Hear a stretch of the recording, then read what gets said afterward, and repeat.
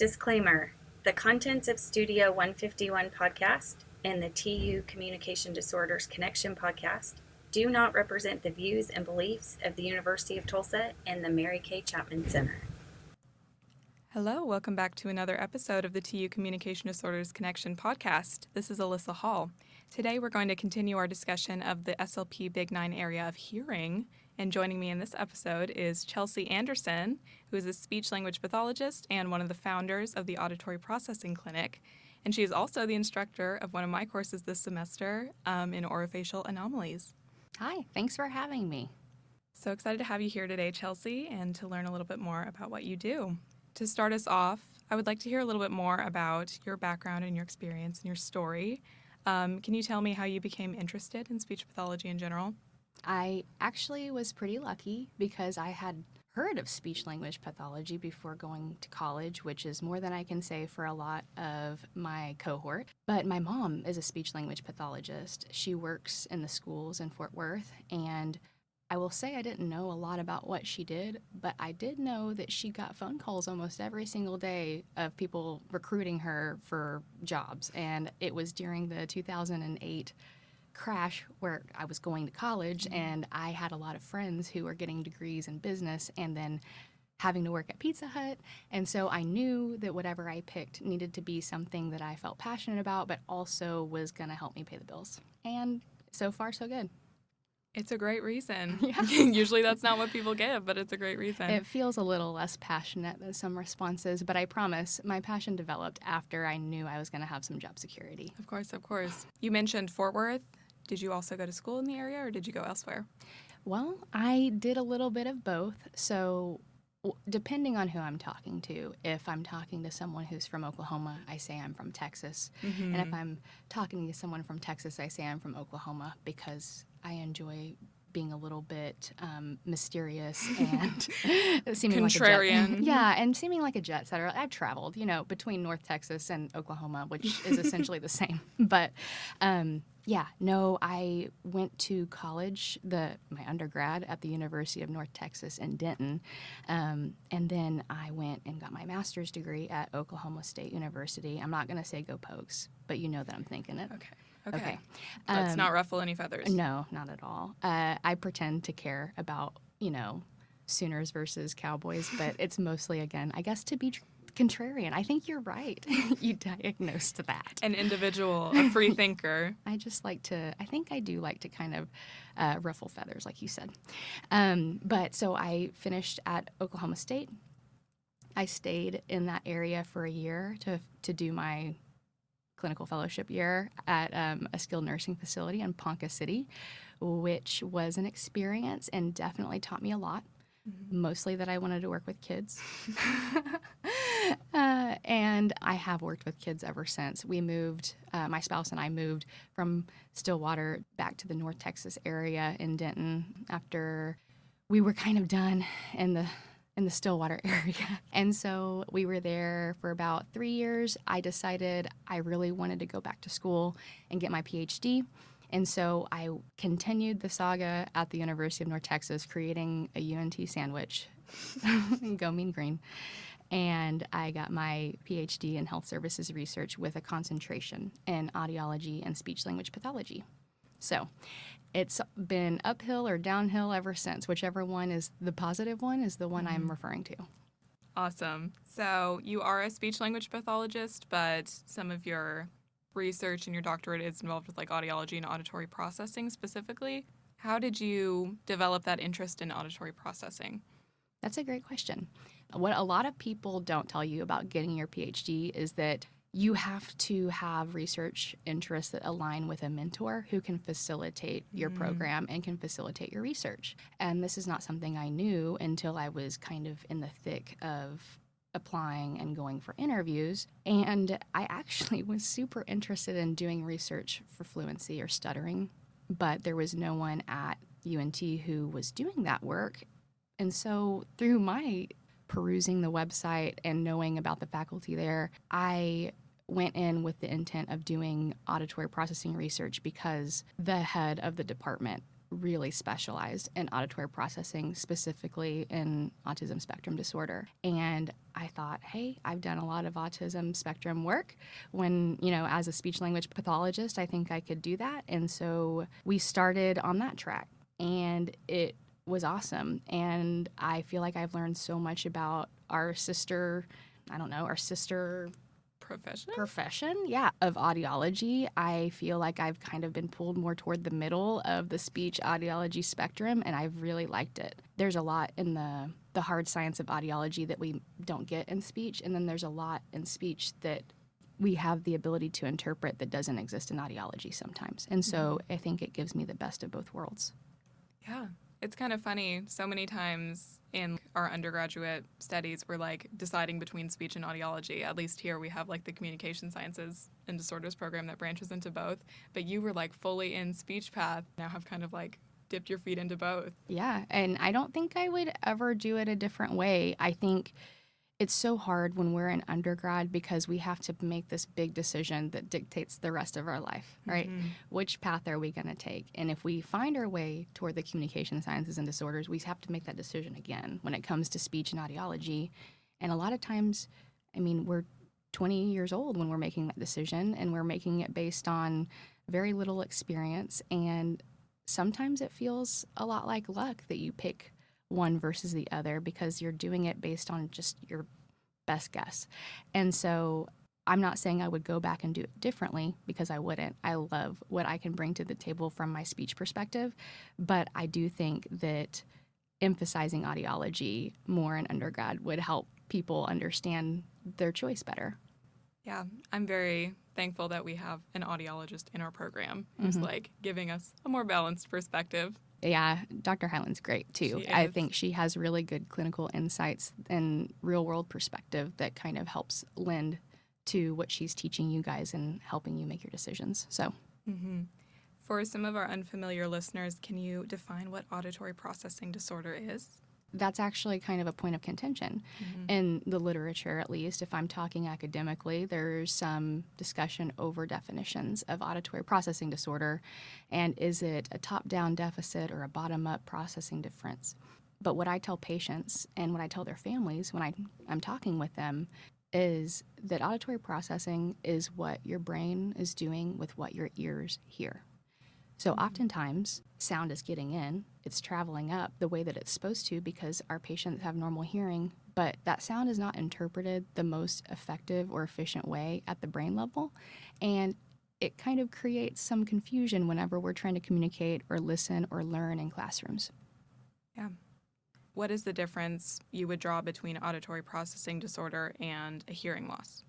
That's a really, really good question, and we get asked that a lot. A lot of times people ask if, for instance, if my child has hearing loss, can they have an auditory processing disorder? And kind of my throwaway answer is yeah, they do, because there's a disruption in their auditory pathway, which changes the way that they process information. So they are automatically starting from behind the starting line.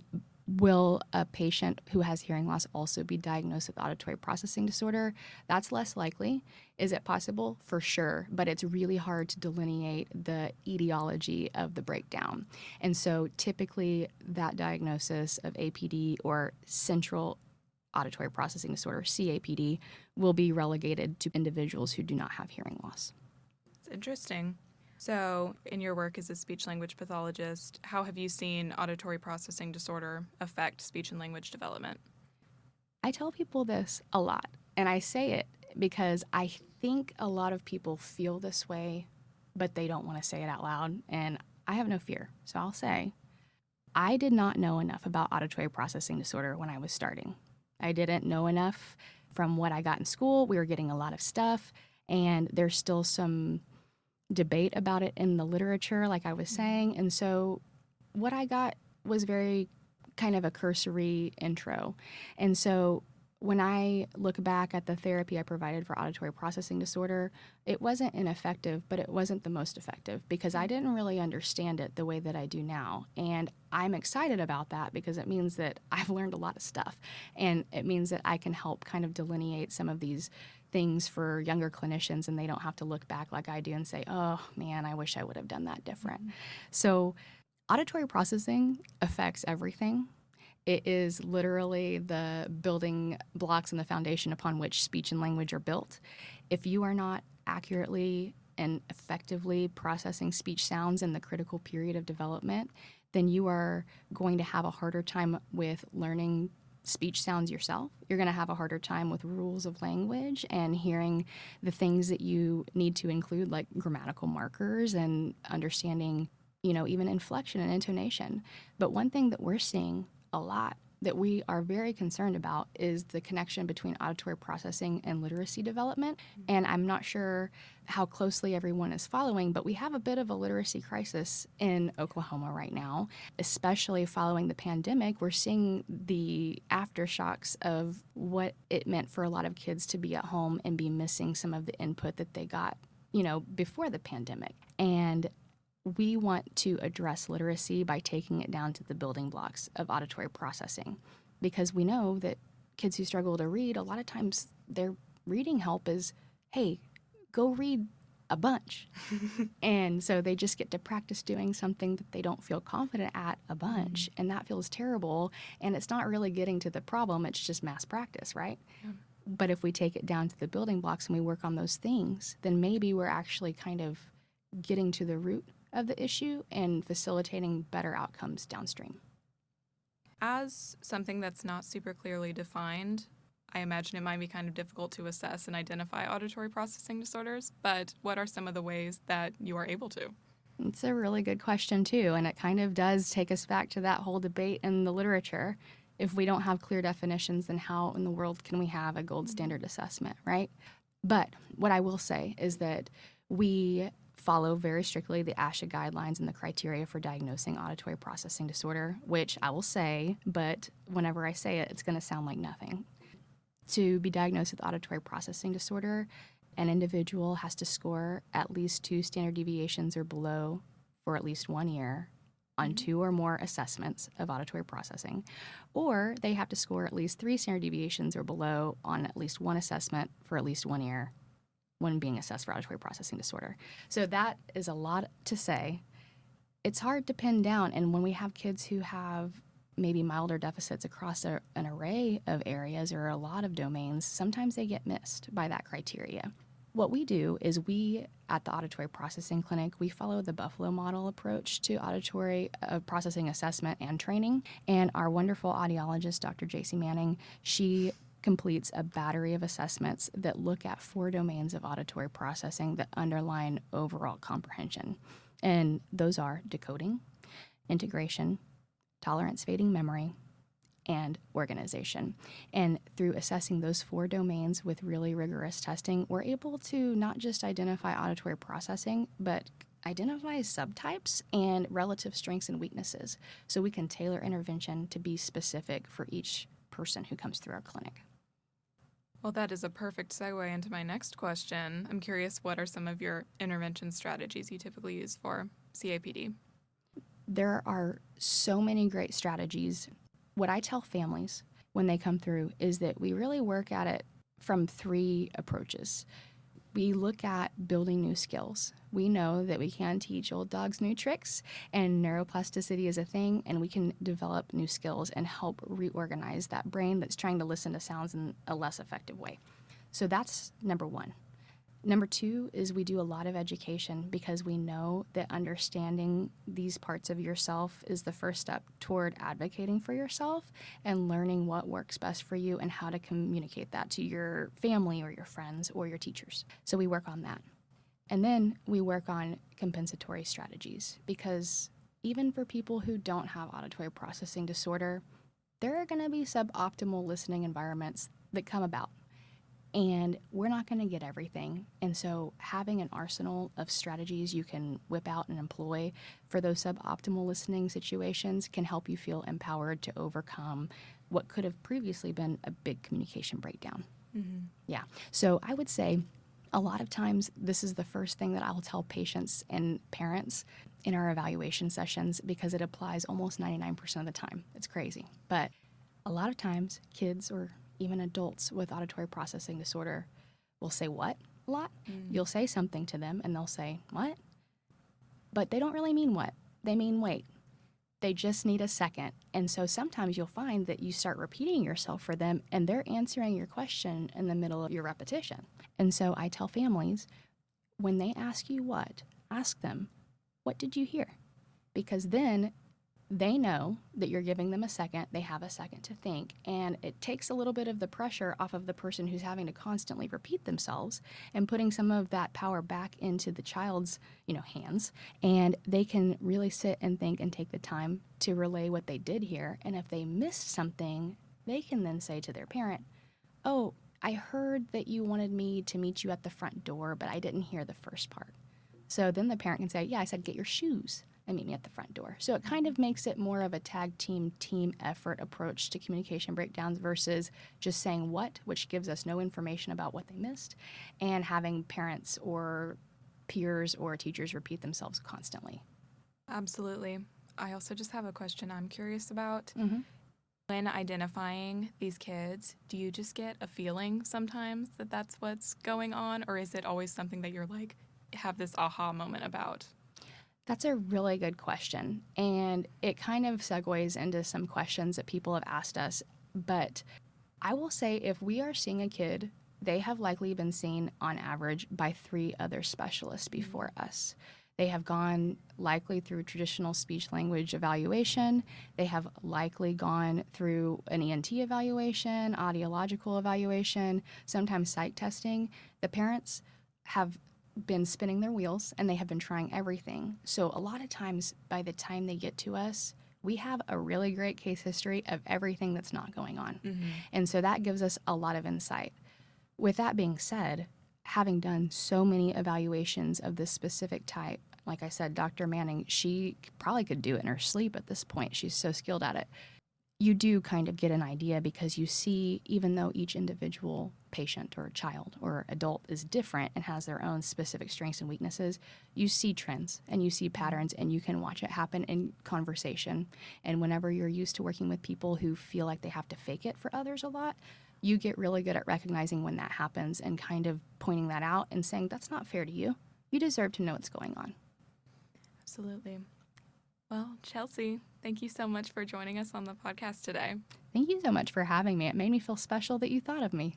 I was very excited to learn a little bit more about this side of our field because, as you mentioned, it does get pushed to the side sometimes. It sure does. And you know what? Anything we can do to raise awareness is fine by me. I agree. Well, thank you all for listening to another episode of the TU Communication Disorders Connection podcast, and we will catch you on the next one. Thank you. For further information or podcast ideas that you'd like to share with us, please reach out at 918-631-2504. We would be happy to chat with you. Thank you, Studio 151, for letting us record. We look forward to recording future podcasts. Remember, communication is not just about words. It's about understanding, empathy, and connection. Until next time, keep listening, keep learning, and keep communicating.